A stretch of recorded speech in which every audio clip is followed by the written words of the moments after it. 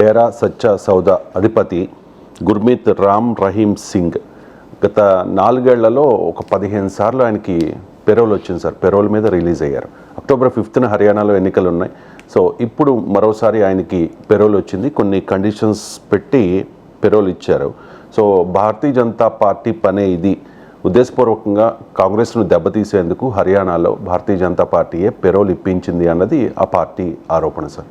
హర్యానా ఎన్నికలపై ఈ అంటే డేరా బాబా రిలీజ్ కావడం ఆ ప్రభావం ఎంత ఉండవచ్చు? మీకు ఎన్నికలు ఇంకొక 3-4 రోజులు ఉండగా ఈ సమయంలో పెరోల్ ఎన్నికిస్తా లేకపోతే సో ఓకే పెరోల్ నార్మల్గా దొరుకుతుంది ఖైదీకి అని. మరి పెరోల్ దొరికితే ఇప్పుడు మీరే చెప్పారు 4 ఏళ్లలో 15 సార్లు అని. 2 ఏళ్లలో 10 సార్లు పెరోల్ ఇచ్చారు. మీరు లెక్కలు తీయండి ఎంతమంది ఖైదీలకు 2 ఏళ్లలో 10 సార్లు పెరోల్ వస్తుంది. 2 years అంటే 24 monthsలో 10 సార్లు పెరోల్ ఒక్కొక్కసారి 20 రోజులు 21 రోజులు వస్తుంది. అంటే అర్థమైంది 730 రోజుల్లో 200 రోజుల పాటు బయటనే ఉన్నాడు. ఇంకెక్కడ శిక్ష ఎక్కడిది? మరి ఆ డేరా సచ్చా సౌదా అధినేత అయిన గుర్మీత్ రామ్ రహీమ్ సింగ్ పైన ఆయనకున్న ఆరోపణలు, ఆయనకు పడిన శిక్ష ఏంటి అని చూస్తే మనకు 2 భక్తురాళ్లను అత్యాచారం జరిపాడని దానికి ఆయనకు 20 ఏళ్ళ జైలు శిక్ష ఉంది. అలాగే ఒక జర్నలిస్ట్ను చంపాడు అన్న కేసులో లైఫ్ ఇంప్రిజన్మెంట్ జీవిత ఖైదు కూడా అనుభవిస్తున్నాడు. సో అలా మల్టిపుల్ సెంటెన్స్లు అనుభవిస్తున్న ఒక భయంకరమైన నేరాలకు శిక్ష అనుభవిస్తున్నటువంటి ఖైదీని 2 ఏళ్లలో 10 times పెరోల్ ఇస్తారా అని ఎక్కడైనా? మనం ఎంతమంది ఖైదీలకు ఇచ్చారు? అంటే ఏ రాజకీయ ప్రోద్బలం లేకుండా అలా పెరోల్ దొరుకుతుందా? అది కూడా హర్యానా ఎన్నికలకు 4 రోజుల ముందు 5 రోజుల ముందు దొరుకుతుందా?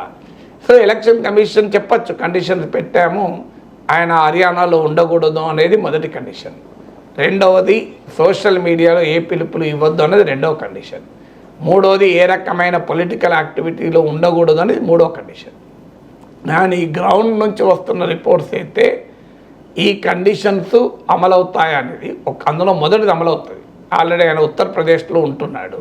కానీ ఆల్రెడీ ఈ డేరా సచ్చా సౌదా స్ట్రక్చర్ యాక్టివేట్ అయింది.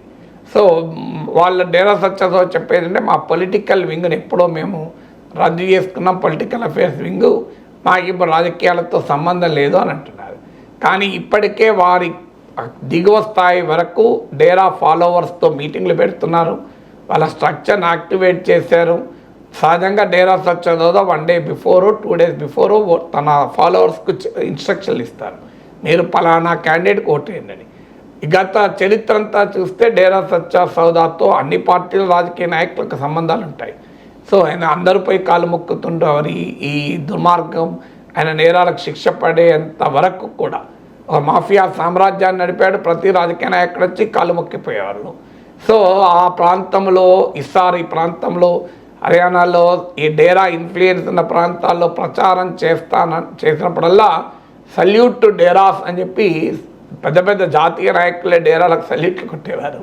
సో అందువల్ల గత చరిత్ర తీసుకుంటే వీరు అన్ని పార్టీలతో సంబంధాలు ఉన్నప్పటికీ ఎక్కువ భాగము భారతీయ జనతా పార్టీకి ఉపయోగపడ్డారు. సో ఈ కాంటెక్స్ట్లో మనం చూసినప్పుడు ఇప్పుడు విడుదలయ్యారంటే దేని కొరకు? మరి ఎందుకంటే హర్యానాలో చాలా తీవ్రమైన పోటీ బీజేపీ ఎదుర్కొంటుంది.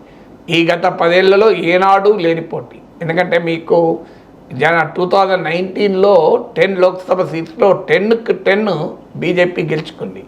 58% ఓటింగ్ వచ్చింది 2019లో.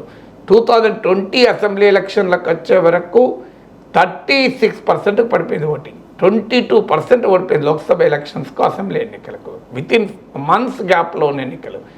దాంతో బీజేపీకి మెజారిటీ కోల్పోయింది. జననాయక జనతా పార్టీతో కలిసి అధికారాన్ని పంచుకుంది. కానీ ఈ లోక్సభ ఎలక్షన్లకు ముందు జననాయక జనతా పార్టీ బీజేపీ కూడా విడిపోయాయి. సో ఇటీవల లోక్సభ ఎన్నికల్లో ఓటింగ్ 36% పడిపోయింది. అంటే లాస్ట్ టైం 2019లో 58% ఉంటే ఇప్పుడు 36% 2024 అసెంబ్లీ ఎలక్షన్లో లోక్సభ ఎలక్షన్లో పడిపోయింది. అంటే గత అసెంబ్లీ ఎన్నికల్లో ఏ ఓటింగ్ వచ్చిందో ఆ ఓటింగ్ వచ్చింది. ఇక అసెంబ్లీ ఎన్నికల వరకు ఎంత పడిపోతుంది అన్న ఆందోళన హర్యానాలో బీజేపీకి మొదలైంది. ఎందుకంటే లోక్సభ ఎన్నికల్లో 10 సీట్లలో 5 సీట్లలో కాంగ్రెస్ గెలిచింది, 9లో పోటీ చేసి 5 గెలిచింది. ఒక్క సీటు కురుక్షేత్ర సీట్లో ఆమ్ ఆద్మీ పార్టీ పోటీ చేసి ఓడిపోయింది, అది కూడా 22,000 మెజార్టీతో. అఫ్కోర్స్ కాంగ్రెస్కు ఆప్కు పొత్తు కుదిరితే ఇంకా సీరియస్ ఛాలెంజ్ ఉండేది, కానీ పొత్తు కుదరకపోయినా కాంగ్రెస్కు బీజేపీకి మధ్య మాత్రమే పోటీ ఉంటుందంటున్నారు. ఇప్పటిదాకా బీజేపీ నిర్మించిన యాంటీ జాట్ ఓబీసీ కోalition ఉంది. సో ఆ ఓబీసీ కోalition కూడా ఓబీసీల ఓట్లను సోషల్ ఇంజనీరింగ్ బీజేపీ ఇప్పటివరకు జాట్ల రాజకీయ ఆధిపత్యానికి వ్యతిరేకంగా ఉన్న బీసీలను అట్రాక్ట్ చేస్తూ వచ్చింది. అందుకే ఇప్పుడు చీఫ్ మినిస్టర్గా కూడా మనోహర్ లాల్ ఖట్టర్ను మార్చి ఆ ప్రభుత్వ వ్యతిరేకతను అధిగమించుకుందాం అనుకున్నారు. నాయబ్ సింగ్ సైనీని పెట్టారు. సైనీ కూడా ఒక ఇన్ఫ్లుయెన్షియల్ బీసీ క్యాస్ట్, కానీ ఆ రాజకీయాలు ఏవి పనిచేయవు అని గ్రౌండ్ నుంచి వస్తున్న రిపోర్ట్. కాంగ్రెస్ తన జాట్ బేస్ను రిటైన్ చేసుకుంటుంది, ఎందుకంటే జననాయక జనతా పార్టీ జాట్ ఓటర్లను భారీగా అట్రాక్ట్ చేసింది. దేవిలాల్ మునిమన్మడ్, దుష్యంత్ చౌతాల నాయకత్వం ఉన్న పార్టీ. సో కానీ ఇప్పుడు జననాయక జనతా పార్టీ బాగా బలహీనపడ్డది. కాంగ్రెస్ తన జాట్ ఓట్ బేస్ను తిరిగి ర్యాలీ చేసుకుంటోంది భూపేందర్ సింగ్ హూడా నాయకత్వంలోని. తర్వాత ఓబీసీ బేస్లో బీజేపీ ఓబీసీ బేస్లో కూడా గండిపడింది. సో ఈ యాంటీ ఇన్కంబెన్సీ, సోషల్ ఇంజనీరింగ్ దెబ్బతినడము, వీటి పరిణామాల వల్ల హర్యానాలో బీజేపీ ఒక పెద్ద ఛాలెంజ్ ఎదుర్కొంటుంది. ఎందుకంటే హర్యానాకు ఉండేటువంటి ప్రధాన లక్షణంలో మీకు కిసాన్, జవాన్, పైల్వాన్ ఈ ముగ్గురు కీలకం. కిసాన్ ఆల్రెడీ రైతు ఉద్యమం నడిచింది. రైతు ఉద్యమం హర్యానా, పంజాబ్లోనే ప్రధానంగా ప్రభావం చూపింది. మీరు అందుకే గమనించండి, హర్యానాలో 10లో 5 సీట్లు బీజేపీ ఓడిపోయింది. ఉత్తరప్రదేశ్, వెస్ట్రన్ ఉత్తరప్రదేశ్ అంటే రైతు ఉద్యమం బలంగా ఉన్న ప్రాంతం జాట్ ప్రాంతం. ఇక్కడ చౌదరి చరణ్ సింగ్కు భారతరత్న ఇచ్చి ఆయన మనమడైన జయంత్ సింగ్ నాయకత్వంలోని రాష్ట్రీయ లోక్దల్ని ఇండియా కూటమి నుంచి ఎన్డీఏలోకి ఎన్నికల ముందు ఆహ్వానించింది. అయినా కూడా ఉత్తరప్రదేశ్లో బీజేపీ దెబ్బతిన్నది. పంజాబ్లో కూడా బీజేపీ ఓటింగ్ పెంచుకున్నది తప్ప ప్రభావం చూపలేకపోయింది. అంటే రాజస్థాన్, ఇక్కడ కూడా ఈ జాట్ ఫార్మర్ బేస్ ఉన్న ప్రాంతం. రాజస్థాన్లో కూడా లాస్ట్ 2 లోక్సభ ఎలక్షన్ 2014, 2019లో 25కి 25 సీట్లు బీజేపీ గెలుచుకుంది. కానీ ఈసారి 11 సీట్స్, 8 స్థానాలు కాంగ్రెస్కు, 3 స్థానాలు కాంగ్రెస్ మిత్రపక్షాలు, భారతీయ ట్రైబల్ పార్టీ, సిపిఎం ఇలా మిత్రపక్షాలకు బీజేపీ కోల్పోయింది. అందువల్ల ఈ ఫార్మర్ ఎజిటేషన్ జరిగిన బెల్ట్ అంతటా కూడా బీజేపీ దెబ్బతిన్నది. సో ఇప్పుడు రైతు చట్టాలు వెనక్కు తీసుకున్నా కూడా ఆ రైతుల ఆగ్రహం మాత్రం చల్లారలేదు. ఈ మధ్య కూడా హర్యానా రైతులు ఢిల్లీ సరిహద్దుల్లో నిరసన తెలిపారు. అందువల్ల కిసాన్తో సమస్య. ఇక రెండవది జవాన్తో సమస్య. అగ్నివీర్ స్కీమ్ హర్యానాకు మనకు తేడా ఏంటంటే మన దగ్గర ఆర్మీ రిక్రూట్మెంట్ తక్కువ. హర్యానాలో ఆర్మీ రిక్రూట్మెంట్ ఒక మేజర్ సోర్స్ ఆఫ్ ఎంప్లాయ్మెంట్. మీరు ఏ గ్రామానికి వెళ్ళినా సైన్యంలో పనిచేసే వాళ్ళు కనబడతారు. సో మన దగ్గర ఎలాగైతే సాఫ్ట్వేర్లో పనిచేసే వాళ్ళు కనబడతారో, మన మిడిల్ క్లాస్ హౌసెస్కి వెళ్తే అక్కడ మనకు సాఫ్ట్వేర్ ఎంతో హర్యానాకు సైన్యం అంతా.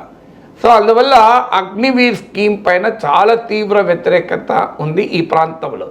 సో అందుకే ఇప్పుడు ప్రభుత్వం అగ్నివీర్ స్కీమ్లో కూడా యూటర్న్ తీసుకుంటుందని చర్చ జరుగుతుంది.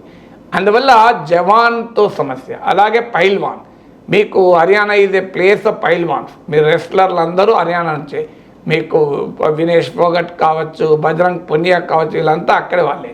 సో వాళ్ళు ఆల్రెడీ వినేష్ ఫోగట్, బజరంగ్ పునియాలు కాంగ్రెస్లో చేరారు. బజరంగ్ పునియా ఆల్రెడీ కాంగ్రెస్ కిసాన్ సెల్ నాయకుడు కూడా అయ్యాడు. వినేష్ ఫోగట్ ఏమో ఇప్పుడు ఎమ్మెల్యేగా పోటీ కూడా చేస్తుంది. సో ఈ రెస్లర్లు ఎంత ఇంపార్టెంట్ అంటే, మీకు దంగల్లో ఉన్న ఆ సిస్టర్స్, రెస్లర్ సిస్టర్ను బీజేపీలో ఉన్నారు, అందులో ఒకరు గతంలో ఎమ్మెల్యే కూడా చేశారు. సో అందువల్ల రెస్లర్స్ చాలా కీలకం. ప్రతి గ్రామంలో మీకు ఎలాగైతే సైన్యంలో ఉన్న వాళ్ళు ఉంటారో, హర్యానా గ్రామ సీమలకు వెళ్తే ఉదయం లేవడంతోనే ఈ రెస్లర్లు ప్రాక్టీస్ చేస్తూ ఉంటారు, అలాగే రోడ్ల పైన పరిగెత్తుతూ ఉంటారు. సో అందువల్ల ఆ కల్చర్, పైల్వాన్ కల్చర్ కూడా ఉంది. సో కానీ ఈ రెస్లర్లు బీజేపీ నాయకుడు బ్రిజ్భూషణ్ శరణ్ సింగ్కు వ్యతిరేకంగా సాక్షి మాలిక్, వినేష్ ఫోగట్, బజరంగ్ పునియాల వీళ్ళ నాయకత్వంలో నెలల తరబడి జరిగిన ఉద్యమం, బీజేపీ పైన కోపంతో ఉన్నారు రెస్లర్ల సమస్య కూడా. అందులో వినేష్ ఫోగట్ గోల్డ్ మెడల్ వ్యవహారం కూడా చూసాం. అందువల్ల అటు కిసాన్, జవాన్, పైల్వాన్ ఈ ముగ్గురి నుంచి కూడా వ్యతిరేకత ఉంది. హర్యానాలో ఉన్న పొలిటికల్ ల్యాండ్స్కేప్ ఎలా మారిందో నేను చెప్పాను మీకు. సోషల్ ల్యాండ్స్కేప్ మారింది. హర్యానాలో ఉన్న జాట్లు తిరిగి కాంగ్రెస్ వెనకాల ర్యాలీ అవుతున్నారు. అలాగే మీకు బీసీలు ఆ స్థాయిలో గతంలో బీజేపీ వెనకాల ర్యాలీ అయినట్టు ర్యాలీ అవుతలేరని. దీనివల్ల ఇప్పటికీ వస్తున్న అనేక సర్వేలు చెప్తున్నాయి హర్యానాలో కాంగ్రెస్కి ఎడ్జ్ ఉంటుంది అని. బట్ స్టిల్ బీజేపీని తక్కువ అంచనా వేసే అవకాశమే లేదు. BJP still very strong. కానీ ఈ స్లైట్ ఎడ్జ్ కాంగ్రెస్కి ఉంటుంది.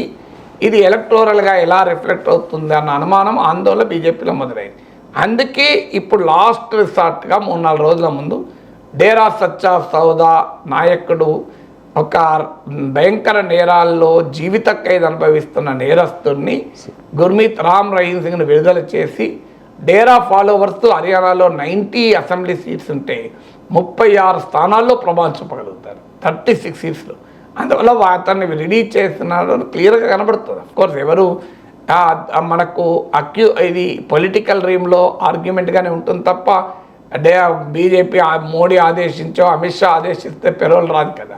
కానీ మనందరికీ తెలుసు పెరోల్ ఎలా వస్తుంది, అథారిటీస్ ఎలాంటి రాజకీయ ఇన్ఫ్లుయెన్స్లు ఉంటాయి, ఈ సమయంలో ఎలా రిలీజ్ చేస్తారనడానికి ఖచ్చితంగా డేరాల మద్దతు బీజేపీ కోరుకుంటోంది. కనుకనే గుర్మీత్ రామ్ సింగ్ లాంటి క్రిమినల్ని కూడా విడుదల చేశారు.